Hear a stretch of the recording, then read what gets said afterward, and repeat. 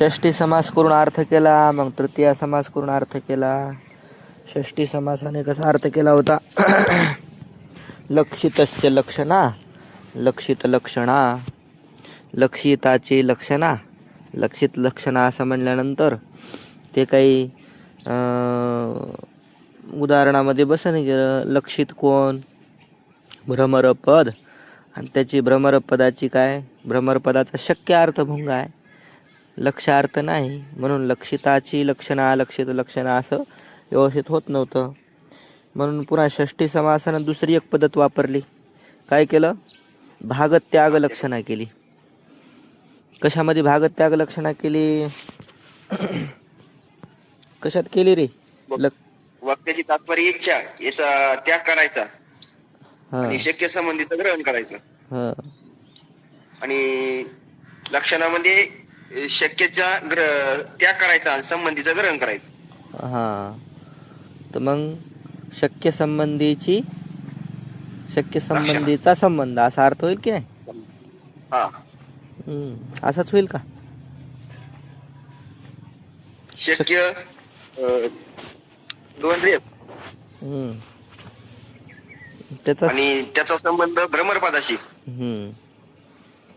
आणि भ्रमरपदाचा संबंध वाच्यवाचक भाव संबंध भुंग्यासोबत असं जर लक्षणा केली तर होऊ शकते. वाच्य भाव संबंध वाच्य आपलं शक्य कोण? शक्य भुंगा शक्य अर्थ आहे कशाचा? भ्रमरपदाचा शक्य अर्थ आहे.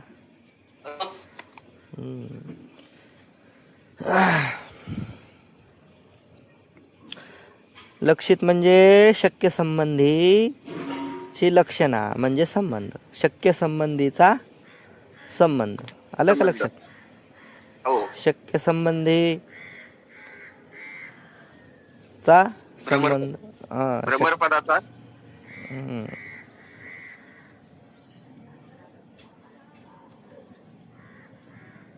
कुठं गेलं ते? षष्ठी समास करून भागत्याग लक्षणा करून काय अर्थ निघल? शक्य संबंधीचा संबंध. आता बसवा बरं लक्ष त्याच्यामध्ये उदाहरणामध्ये.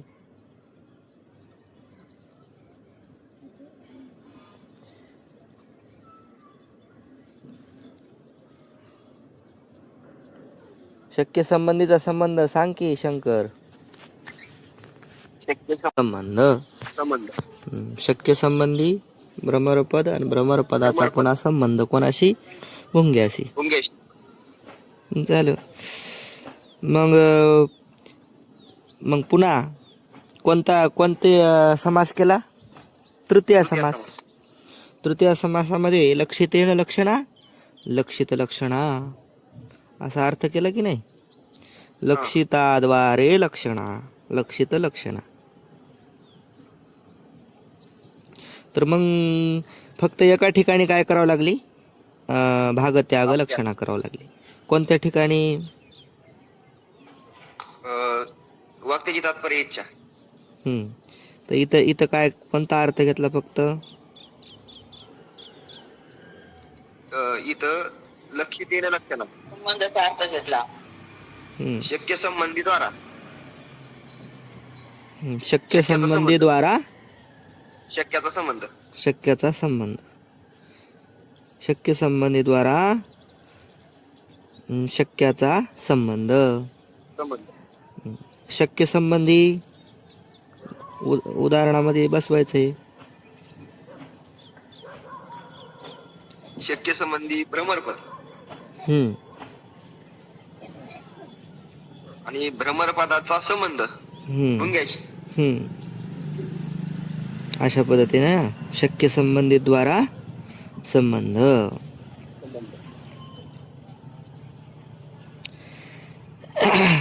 मग ते शक्य संबंधी भ्रमरपद आणि त्याचा संबंध कोणामध्ये? त्याच्या मधुप मध्ये.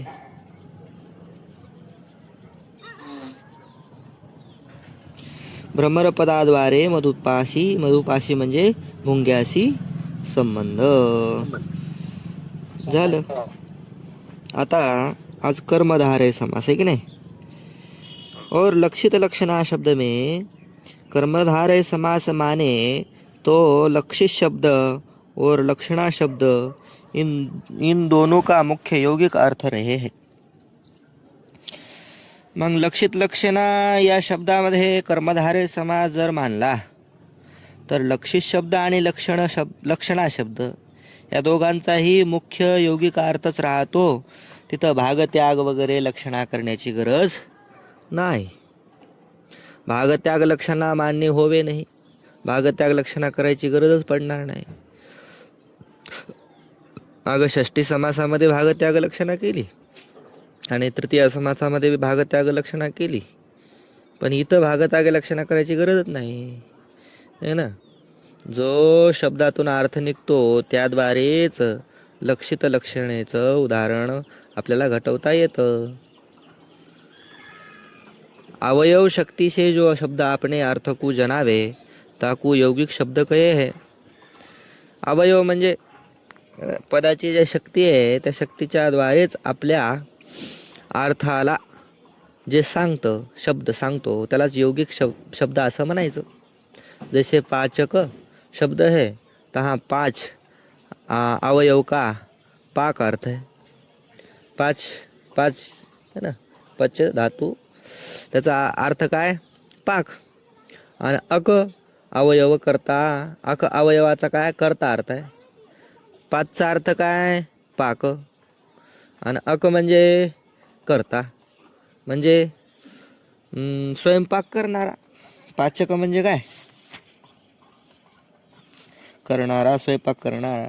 इस रीति से अवयव शक्ति से पाक करता पाचक शब्द का अर्थ होने ते पाक शब्द यौगिक है.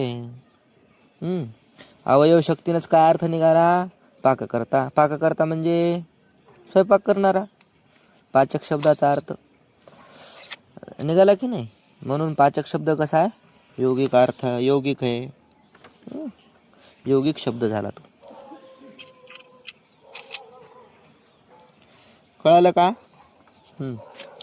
आता पहा अवयव शक्ती को योग कहे. अवयवाची जी शक्ती आहे ना शब्दाची जी शक्ती अवयव शब्द अवयव जे आहेत त्याची शक्ती त्यालाच काय म्हणायचं योग. शास्त्र का असाधारण संकेत परिभाषा कहे. शास्त्राचा असाधारण संकेत. असाधारण संकेत म्हणजे साधारण नाही सगळीकडे जे येत नाही फक्त तिथंच येतं. ते त्या तत्शास्त्रामध्येच तो शब्द त्या अर्थामध्ये येणार अन्य ठिकाणी येणार नाही. त्याला काय म्हणायचं परिभाषा. जसं की एखादं उदाहरण समजा एखादा पारिभाषिक शब्द घ्या बरं जो तिथंच येतो दुसरीकडे दुसऱ्या शास्त्रात येत नाही है ना. जसं की द्रव्य आहे. द्रव्य म्हणल्यानंतर न्यायशास्त्रामध्ये द्रव्य हे काय 9 कोणकोणते पृथ्वी आप तेज वायू आकाश दिशा काल आत्मा मन. हे 9 द्रव्य आहेत. आणि व्यवहारामध्ये द्रव्य म्हणल्यानंतर पैसा द्रव्य म्हणल्यानंतर पैसा घेऊ शकतं कोणी कोणती वस्तू घेईल कोणी काही आहे की नाही. अशा पद्धतीने न्यायशास्त्रामध्ये गुण 24 आहेत. आणि तेच जर सांख्यशास्त्रामध्ये गुण म्हणलं तर ते काय म्हणतात सत्व रज तम. आता हे सत्व रज तम तर 24 गुणांपैकी आलेच नाही न्यायशास्त्राच्या. तर न्यायशास्त्राचे गुण वेगळे सांख्यशास्त्राचे गुण वेगळे. मग हे पारिभाषिक शब्द आहेत त्या शास्त्राचे. आलं का लक्षात. तर शास्त्राचा असाधारण संकेत त्याला काय म्हणायचं परिभाषा.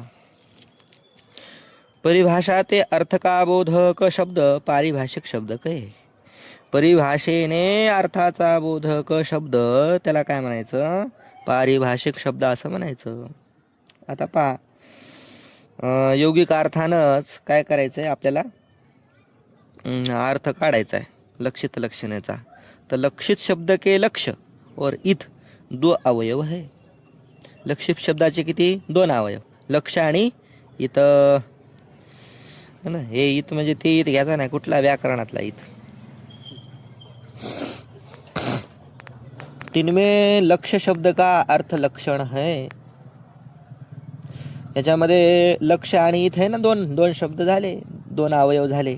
त्यामध्ये लक्ष अवयवाचा अर्थ काय? लक्षण. आणि इत शब्द का अर्थ संबंधी है. इत शब्दाचा अर्थ काय? संबंधी. लक्षण मग अर्थ काय निघाल? लक्षण संबंधी. याते लक्षण संबंधी अर्थ का बोधक लक्षित शब्द का यौगिक है. लक्षित शब्द यौगिक है. लक्षण संबंधी अर्थाचा बोधक, लक्षण संबंधी असा अर्थ ज्ञान करून देणार कोणता शब्द आहे? लक्षित शब्द. हा लक्षित शब्द कसा आहे? यौगिक. तर लक्षित शब्दाचा काय अर्थ झाला मग? लक्षण संबंधी. लक्षण संबंधी. लक्षण संबंधित. या ते लक्षण वाला लक्षित शब्द का अर्थ आहे. सरळ सरळ अर्थ काय झाला? लक्षण वाला. लक्षित शब्दाचा अर्थ काय? लक्षण वाला. तैसे शक्य संबंध का नाम लक्षणा है. आता लक्षित शब्दाचा अर्थ काय झाला? लक्षणवाला. आता दुसरा शब्द कोणता आहे? लक्षणा. लक्षणा शब्दाचा अर्थ करतात. तर लक्षणा शब्दाचा अर्थ आहे शक्य संबंध. लक्षणा शब्दाचा अर्थ काय असतो? शक्य संबंध लक्षण. शक्याचा संबंध त्याला म्हणायचं लक्षण. यह शास्त्र का संकेत आहे. यह शास्त्राचा संकेत आहे म्हणजे काय? हा पारिभाषिक अर्थ आहे शास्त्राचा. याते लक्षणा शब्द परिभाषा ते शक्य संबंध रूप अर्थबोधक होणे ते पारिभाषिक है ना. लक्षणा शब्द हा परिभाषेने शक्य संबंध रूप अर्थाचा बोधक असल्यामुळे पारिभाषिक आहे. कोणता शब्द? लक्षणा शब्द. तर लक्षणा शब्दाचा अर्थ काय झाला मग? शक्य संबंधी. आणि लक्षित शब्दाचा अर्थ काय झालं?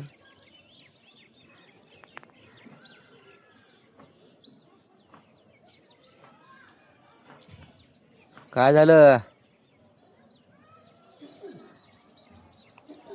अरे काय आवाज आहे ना काय माझा? येतोय. मग काय झालं? लक्षित शब्दाचा अर्थ काय सांगितला आता? लक्षित शब्दाचा अर्थ लक्षणवाला. मग इतका वेळ आताच झालं की ते. लक्षित शब्दाचा अर्थ काय? लक्षणवाला. लक्षणवाला. आणि लक्षणा शब्दाचा अर्थ काय? शक्य संबंध. शक्य संबंधी. झालं 2 गोष्टी. आता समासामध्ये घटवायचं. लक्षिताचा सौ लक्षणा लक्षित लक्षणा यह कर्मधारय समास है. लक्षिताचा सौ लक्षणा लक्षित लक्षणा. लक्षित शब्दाचा अर्थ लक्षणवाला. लक्षणावाला म्हणायचं नाही. लक्षणवाला. हा. आणि लक्षणा शब्दाचा अर्थ शक्य संबंध. बर. मग अर्थ काय झाला? लक्षिताच्या शो लक्षणा लक्षित लक्षणा. लक्षणवाली आहे लक्षणा. लक्षणवाली आहे लक्षणा. तिला म्हणायचं लक्षित लक्षणा. लक्षिताच्या असो म्हणजे काय? लक्षिताच असो लक्षणा लक्षित लक्षणा. लक्षितवालीच आहे अशी लक्षणा लक्षित लक्षणा. तर यह कर्मधारय समास आहे. असा कर्मधारय समास. लक्षणवाली लक्षणा यह अर्थ कर्मधारय समास ते सिद्ध होय. लक्षणवाली लक्षणा असा सरळ सरळ अर्थ काय होईल मग? कर्मधारय समास म्हणजे दोन्हीचा अभेदच असतो. कर्मधारय समासामध्ये दोन्ही वेगळे नसतात. आलं का लक्षात? तर लक्षणवाली आहे अशी लक्षणा असा कर्मधारय समासाचा अर्थ निघाला. तर मग आता पहा. असाधारण धर्म को लक्षण कहे. लक्षण कशाला म्हणतात ते तुम्हाला माहिती आहे? असाधारण धर्म लक्षण. पहा, असाधारण धर्माला काय म्हणायचं? लक्षण. लक्षण. शक्य संबंध कुलक्षणा आहे आणि शक्य संबंधाला काय म्हणतात? लक्षणा. असाधारण धर्माला लक्षण आणि शक्य संबंधाला लक्षणा. याते लक्षणा का असाधारण धर्म शक्य संबंधत्व है असा अर्थ निघाले. सोयीता का लक्षण है ना. लक्ष का झालं का नाही, तिथं काय करायचं? लक्षणा का असाधारण धर्म शक्य संबंधत्व है. कंसात करायचं लक्षणा का. मग सरळ कर्मधारय समासाने काय अर्थ निघाला? लक्षणेचा असाधारण धर्म, त्याचंच नाव काय? शक्य संबंधत्व. सरळ सरळ शक्य संबंधत्व अर्थ निघाला. सोयीता का लक्षण आहे. हेच त्या लक्षित लक्षणा या शब्दाचं काय झालं? लक्षण. म्हणजे काय अर्थ निघाला? सरळ शक्य संबंधत्व, शक्याशी संबंध, त्याचं नाव काय? लक्षित लक्षणा.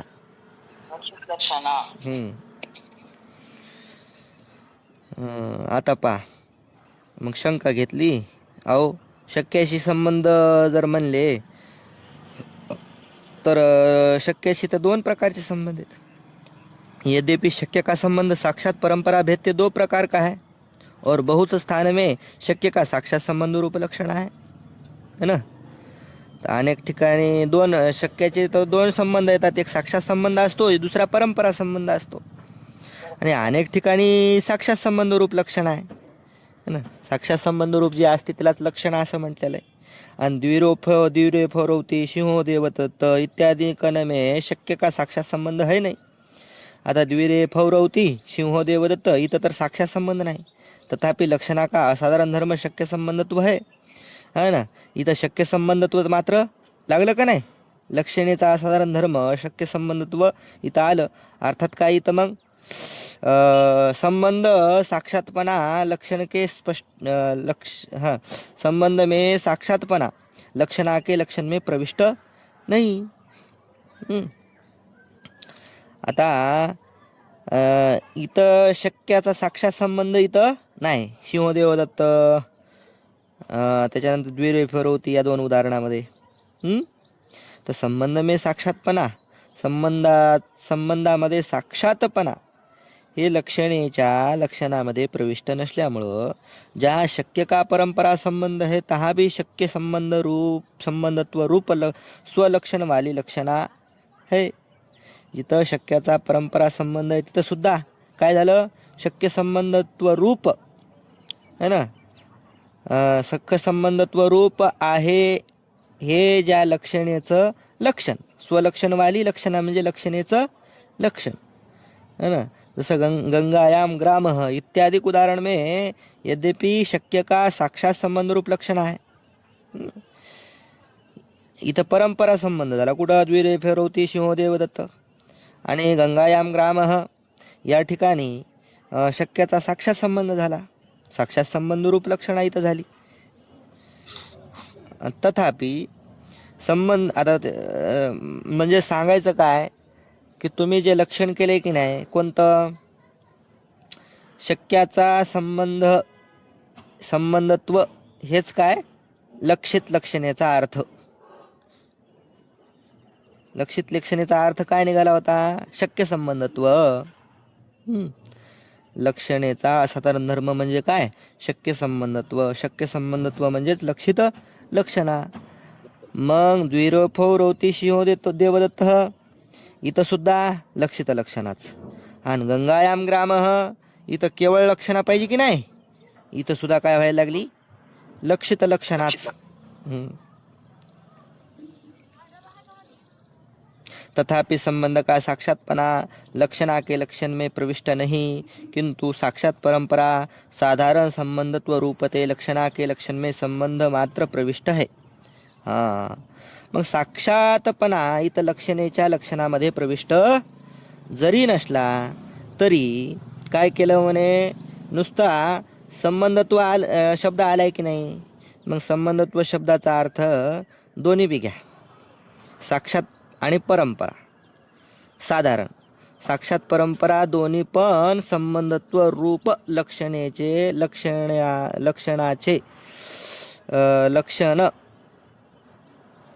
लक्षणेच्या लक्षणामध्ये संबंध मात्र प्रविष्ट आहे. हे संबंध मात्र प्रविष्ट आहे है ना. संबंध किती प्रकारचे आहेत? दोन. कोणकोणते? साक्षात संबंध आणि परंपरा संबंध. तर इथं आम्ही नुसतं संबंध मात्र म्हणलेलं आहे ना, संबंध. तर संबंध या शब्दानं तुम्ही काय करा, दोन्ही बी संबंध घ्या. जिथं जे संबंध बसल तिथं ते संबंध घ्यायचा. जिथं परंपरा संबंध असेल तिथं परंपरा संबंध, जिथं साक्षात संबंध असेल तर साक्षात संबंध. इशी वास्ते शक्य संबंध लक्षण ऐसा काय आहे. म्हणून शक्य संबंध लक्षण असं म्हटलेलं आहे. आता शक्य संबंध लक्षण असं का म्हटलेलं आहे की शक्याच्या संबंधी तो संबंध साक्षात असो किंवा परंपरेवाला संबंध असो. म्हणून शक्य संबंध एवढंच आम्ही लक्षणेचं लक्षण केलेलं आहे. शक्य साक्षात संबंध शक्य साक्षात संबंधो लक्षण ऐसा. असं कोण म्हणते महाराज, असं कोण म्हणते आम्ही केलं नाही म्हणून शक्य संबंध लक्षण एवढंच लक्षण. शक्य संबंध लक्षण केलं नाही केलंय असं कोण म्हटलं? अहो हे लक्षण शक्य संबंध लक्षण आहे तर सर्वकडे सगळीकडेच आहे ना, सगळ्याच्याच मतात आहे ना. बरं, विषय काय चालू आहे, लक्षित लक्षणा या शब्दाचा अर्थ काय केला, शक्य संबंधत्व. सरळ सरळ हो. लक्षणेचा साधारण धर्म काय, शक्य संबंधत्व असा अर्थ केला. शक्याच्या संबंधी असणं हेच काय लक्षणा. मग शक्याशी परंपरा संबंध असो किंवा साक्षात संबंध असो. आता शिवो देवदत्त द्विरे फौरवती या ठिकाणी काय आहे, परंपरा संबंध आहे शक्याशी. आणि गंगायाम ग्राम या ठिकाणी कसा संबंध आहे, साक्षात संबंध आहे. परंपरेला मग शंका काय येऊ लागली, दोन्ही ठिकाणी काय घ्या, लक्षित लक्षणाच. गंगायाम ग्राम इथं पण लक्षित लक्षणा आणि सिंहो देवदत्त इथं सुद्धा लक्षित लक्षणाच. का लक्षित लक्षणा, कारण नुसतं संबंध साक्षात संबंधत्व शक्य संबंधत्व एवढंच लक्षणेचं उदाहरण हे लक्षण झालं, शक्य संबंधत्व. मग शक्य संबंधत्व तर दोन्ही ठिकाणी आहे. तर शक्य संबंधो लक्षणा हे जे लक्षणेचं लक्षण केलेलं आहे, शक्य संबंधो लक्षणा, तर यामध्ये दोन्ही साधारण धर्म आले है ना. दोन्ही पण साधारण आलंच त्याच्यामध्ये. कोणतं आलं, साक्षातपणा पण आला आणि परंपरापणा पण त्याच्यामध्ये आलाच असं सांगायचं. तर शक्य साक्षात संबंध लक्षण ऐसा नाही काही, शक्य साक्षात संबंध त्यालाच लक्षण आहे असं म्हणायचं असं आम्ही म्हटलो का नाही. शक्य संबंध लक्षण म्हणलं, साक्षात किंवा परंपरा असं म्हणलं नाही. इस रीति से लक्षिता कहिए शक्य संबंधत्व रूप स्वलक्षण वाली लक्षणा लक्षित लक्षणा शब्द का अर्थ आहे. तर काय मग अर्थ निघाला, लक्षिता म्हणजे कोण, शक्य संबंधत्व रूप स्वलक्षणवाली जी लक्षणं आहे तिलाच काय म्हणायचं, लक्षित लक्षणा. शक्य संबंधत्व रूप, शक्य संबंध हेच जिचं स्वरूप आहे, हे जिचं लक्षण आहे, अशी जी लक्षणा तिला म्हणायचं लक्षित लक्षणा. सो परंपरा स्थल में संभवे ही लक्षित लक्षणा शब्दाचा अर्थ कुठं संभवतो, परंपरा स्थलामध्येच, म्हणजे परंपरा संबंध जिथं लागतो तिथंच. यद्यपि लक्षित लक्षणा शब्द का उक्ता अर्थ साक्षात संबंध स्थल में संभवे भी है, आणि हा अर्थ शक्य संबंधत्व रूप स्वलक्षण वाली लक्षणा लक्षित लक्षणा हा अर्थ साक्षात संबंध जिथं आहे तिथं सुद्धा लागतो.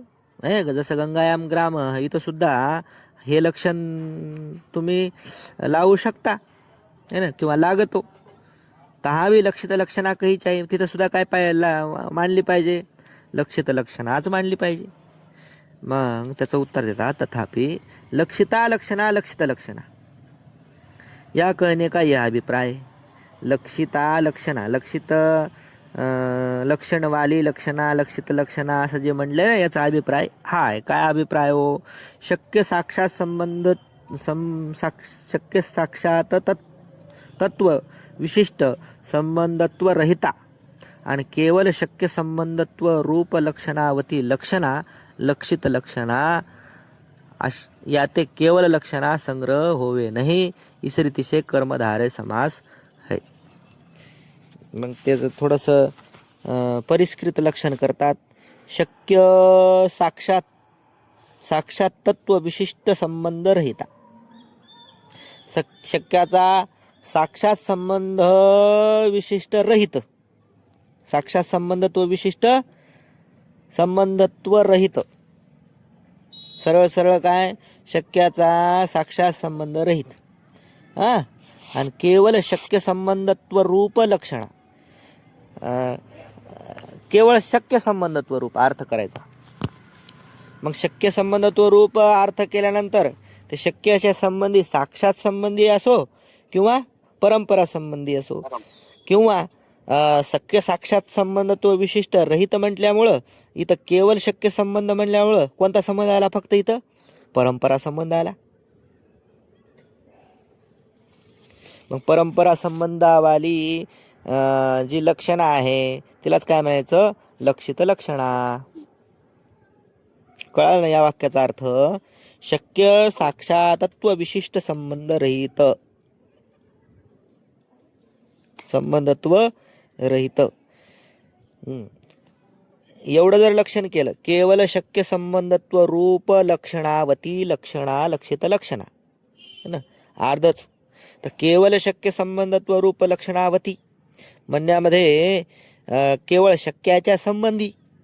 मग शक्याच्या संबंधी शक्याचा कोणता कोणता संबंध असतो? दोन प्रकारचा संबंध असतो, साक्षात संबंध आणि परंपरा संबंध. मग केवळ शक्य संबंधत्व रूप या म्हणण्यामध्ये दोन्ही संबंध आले की नाही? हो. मग इथं आपल्याला काय पाहिजे? फक्त परंपरा संबंध पाहिजे. मग परंपरा संबंधच पाहिजे. याच्यामुळे एक वाक्य टाकलं जे परंपरा शब्दाचंच बोधन करील फक्त, आणि जे साक्षात संबंध आहे त्याला काढून टाकील. मग त्याला काढून टाकण्याकरता एक वाक्य अगोदर टाकलं, कोणतं? शक्य संबंधत्व विशिष्ट संबंध रहिता. शक्य साक्षात संबंधत्व, शक्याचा जो साक्षात संबंध त्याने विशिष्ट संबंध जो आहे, साक्षात विशिष्ट जो संबंध आहे त्यानं रहित नुसतं शक्य संबंध. मग नुसता शक्य संबंध कोणताच ग्रहण करणार? परंपरा संबंध. कारण शक्य साक्षात संबंध काय काढून टाकला, मग राहिला कोण आता? फक्त परंपरा संबंध. हेच लक्षित लक्षण आहे. यात एक केवळ लक्षणा का संग्रह होवे नाही, म्हणून केवळ लक्षणेचं ग्रहण होणार नाही. केवळ लक्षणा कुठं असते? साक्षात संबंध जिथं असतो तिथं शक्याची. ईश्रीतिशय कर्मधारय समास. अशा प्रकारे कर्मधारय समासाने अर्थ केला. कर्मधारय समासाने काय अर्थ केला सांगा बरं? शक्य संबंधत्व हा अर्थ निघाला. काय अर्थ निघाला? शक्य संबंधत्व. शक्याच्या संबंधी जी असते, शक्याच्या संबंधत्वानं काय संबंधांत्वानं विशिष्ट जी लक्षणा तिलाच काय म्हणायचं? लक्षित लक्षणा. मग शक्याशी संबंध दोन प्रकारचे आहेत. कोणकोणते? साक्षात आणि परंपरा. हा, तर मग आपल्याला साक्षात संबंध पाहिजे नाही. पाहिजे कोणता? फक्त परंपरा संबंध. मग जे पाहिजे नाही ते त्यानं रहित केलं. त्यानं रहित कसं केलं? शक्य साक्षातत्व विशिष्ट संबंधत्व रहित. आणि लक्षण तेच राहू द्यालं. कोणतं लक्षण? शक्य संबंधत्व आहे का नाही? शक्य संबंधत्व. केवळ शब्द टाकायची सुद्धा गरज नाही. शक्य संबंधत्व रूप लक्षणावती लक्षणा लक्षित लक्षण. काय काय काय? शक्य संबंधत्व रूप लक्षणवती लक्षण. बस तीच काय लक्षण. कोणती लक्षण झाली? कोणती लक्षण? लक्षित लक्षण. लक्षित लक्षण. असा कोण्या समासाना अर्थ निघाला? कर्मधारय समास. कर्मधारय समास. ही अशा पद्धतीनं पहा तुमची लक्षित लक्षणा सांगितली. लय लांबीला लय आंबट केलं हिनं. असो, आता पुढं काय? शब्दको तृतीय गौणी वृत्तीचे कथन. शब्दको तृतीय गौणी वृत्ती का कथन. तिसरी गौणी वृत्ती. 2 वृत्ती सांगितल्या होत्या ना आता. कोणकोणत्या 2 वृत्त्या आहेत शब्दाच्या? शक्तिवृत्ती आणि लक्षणावृत्ती. आता ही तिसरी गौणी वृत्ती. आता तिसरी गौणी वृत्ती काय म्हणते? और कितने ग्रंथन में यह लिखा है.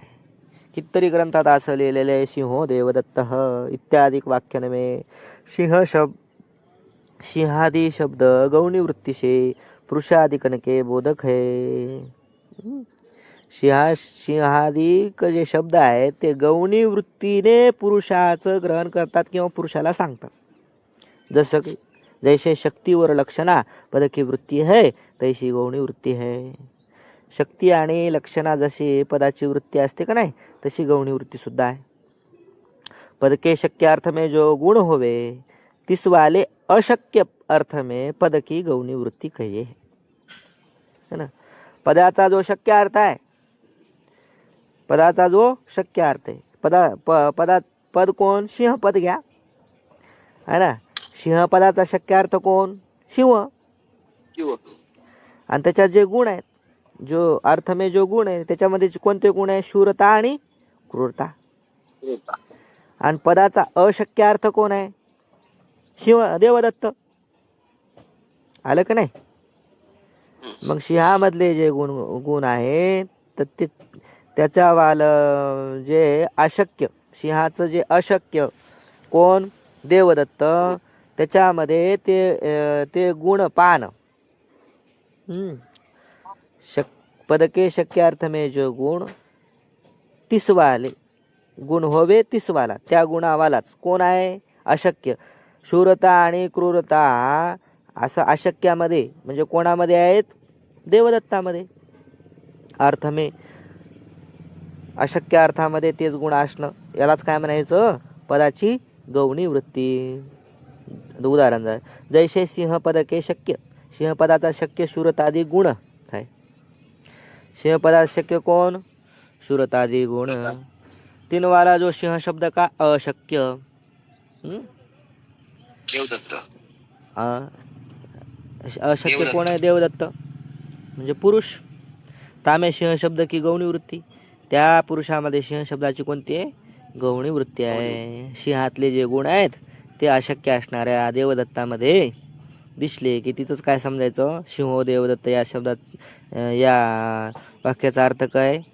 गौणी वृत्तीनं सांगितलेला आहे. सो पूर्व प्रकारचे लक्षणा के अंतर्भूत आहे. मागं सांगितलेल्या ज्या लक्षणं आहेत, कोणती लक्षणा?